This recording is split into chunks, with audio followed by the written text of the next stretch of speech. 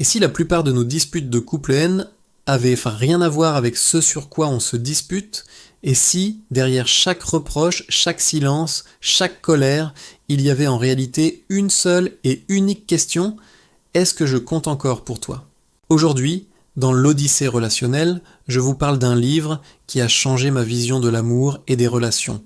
Hold Me Tight ou Serre-moi fort de la psychologue Sue Johnson. C'est un livre fondamental qui transforme profondément notre manière de comprendre l'amour, les conflits et même ce qu'on appelle la dépendance affective. Alors, restez bien avec moi, car ce que vous allez découvrir pourrait bien changer votre couple.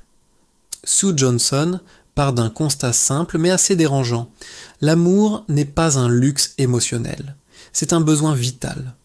Oui, vous avez bien entendu, un besoin aussi fondamental que manger ou dormir.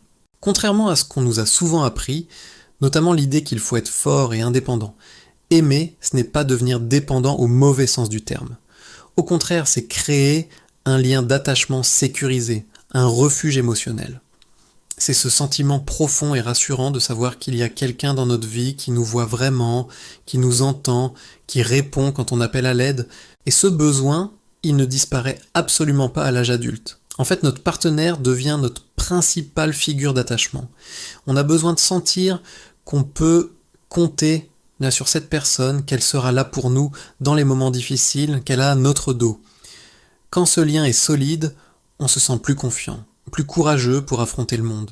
Mais quand ce lien est menacé, c'est tout notre équilibre qui vacille. Et c'est là qu'on arrive au cœur du livre et à la raison pour laquelle tant de couples se déchirent. Sue Johnson montre avec une clarté incroyable que les conflits de couple sont rarement le vrai problème. L'argent, le sexe, l'éducation des enfants, les tâches des ménagères, ce sont juste les prétextes visibles, la partie émergée de l'iceberg. En réalité, la plupart de nos disputes sont ce qu'elle appelle des protestations désespérées contre une perte de connexion émotionnelle. Quand ce lien d'attachement vital est menacé, notre cerveau le plus primitif, celui qui gère notre survie, sonne l'alarme. C'est une panique.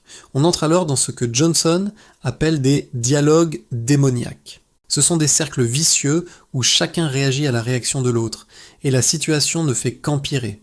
Typiquement, il y a celui qui poursuit, qui critique, qui attaque pour obtenir une réaction, pour sentir que l'autre est encore là.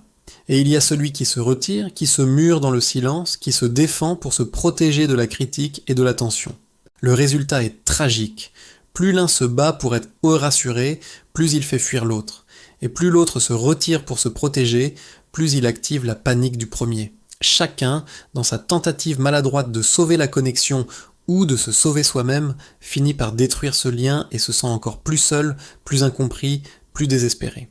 Ce que ce livre révèle avec une justesse bouleversante, c'est ce qui se cache sous la surface de ces disputes, sous la colère, sous les reproches, sous les « tu ne fais jamais ça » ou « tu es toujours comme si », il y a presque toujours de la peur, de la tristesse, un sentiment d'abandon ou de rejet, la peur de ne plus compter, la peur d'être seul, la tristesse de se sentir distant de la personne qu'on aime le plus au monde. Mais ces émotions-là, la peur, la tristesse sont incroyablement vulnérables. Les montrer, c'est s'exposer. Alors, pour se protéger, on les masque. On les déguise avec une armure de colère, de reproche, de contrôle, ou à l'inverse, avec un mur de silence et d'indifférence. Et pourtant, le message réel, le cri du cœur qui se cache derrière tout ça est presque toujours le même. J'ai besoin de toi. Je me sens seul. S'il te plaît, dis-moi que je compte encore pour toi. Dis-moi que nous allons bien.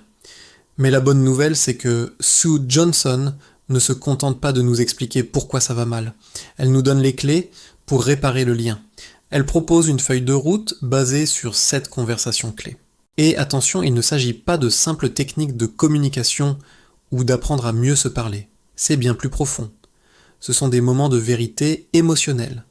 Le but est d'apprendre à identifier ces dialogues démoniaques quand ils démarrent, de comprendre ce qui les déclenche.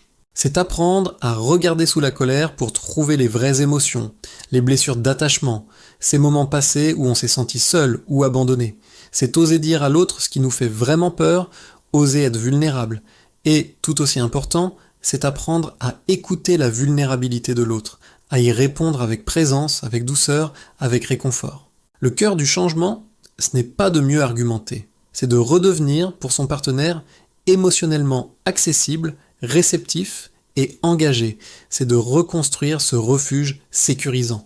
Pour conclure, Hold Me Tight nous rappelle une vérité essentielle que notre société a tendance à oublier. L'amour durable n'est pas une performance, ce n'est pas une compétition, c'est une sécurité. Le but dans un couple, ce n'est pas de gagner un débat, de prouver qu'on a raison, ou d'être fort tout seul.